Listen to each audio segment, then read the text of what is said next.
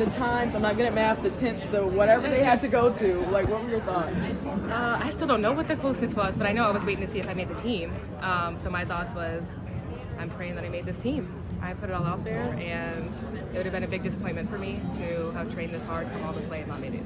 And then just to have both of the rounds in the same day, I mean, we didn't get to speak to you through prelims, so, like, what was going through your head as you came off of prelims into the final? I mean, I was thinking I need to run the turn, run it hard. I had about an hour and a half to get ready and figure it out, and so I just went back there, did a little speed power stuff, and turned around, but we all had to turn around a quick turnaround, so just made it work. And what was behind your decision to drop the 100 for this meet and just focus in on the 200? Truthfully, just doing my coach's plan. The plan was to run one round of the 100, hopefully get a good time in, just feel it out, get out there and get a shakeout in, because, you know, we also only had 2 rounds of the 200. So you really want to get a feel for the track, you know, shake the nerves out and all that, get kind of competition mode, and that's what I did.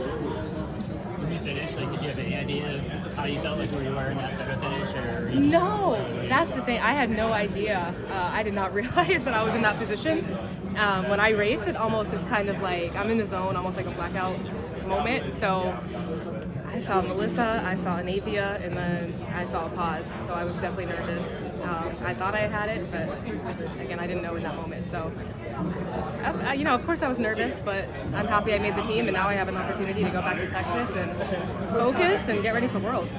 What's the last couple weeks of training been like leading up to USA's, and how have you kind of felt about?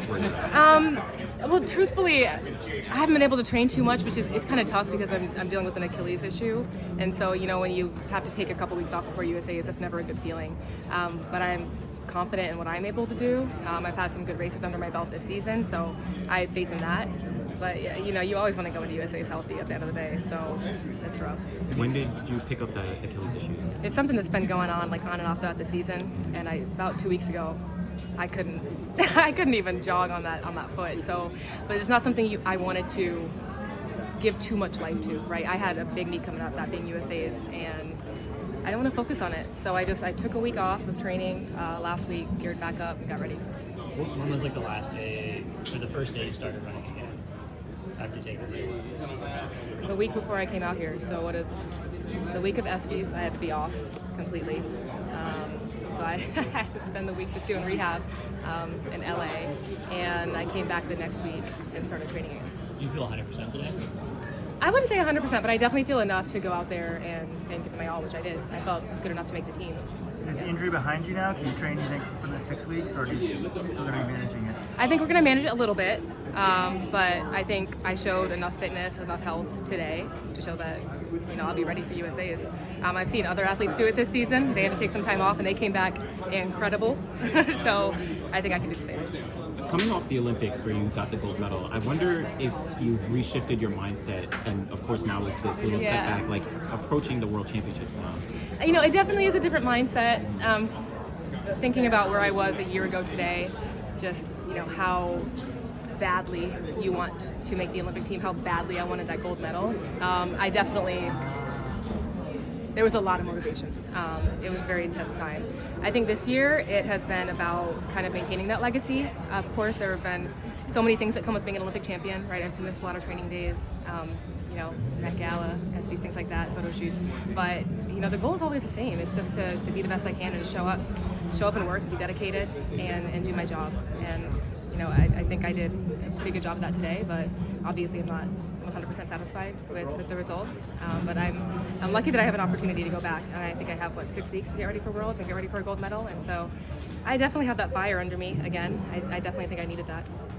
What's the most challenging aspect from what you were just talking about, that gold medal? Obviously it was a lifelong dream. Yeah. Has it been more of a hangover than you expected? Yeah, I mean, I think every phase of my career has its challenges.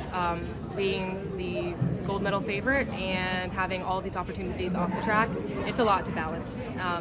I'm used to balancing things. I think this one is definitely a little bit, it's unique. You know, a lot of travel, a lot of fun opportunities. It's been incredible and so much fun, but also you got to keep doing what you've been doing if you want to be the best at track, right? There are girls out here who are hungry. There are girls out here who are younger, and they are making a name for themselves. And so I need to be able to compete with that. So I think today definitely reminded me of that. Maybe. I'm gonna make a decision on that later today. Thank you. Thanks, Gabby. Can I ask you one more question? After you retire from the track and field, you said you want to work in the medical field. You want to be a CEO. Is that what you're inspired to? Absolutely, that's still definitely part of the plan. I think I have some good years left in track and field, but when I leave, that's definitely a big part of my plan. It's still a big part of my heart. I still do work at the Volunteer Healthcare Clinic in Austin, Texas. And yeah, I mean, that's a dream. There's a life after track, and that's definitely part of it. Enjoy. Thank you. Enjoy staying. Thank you.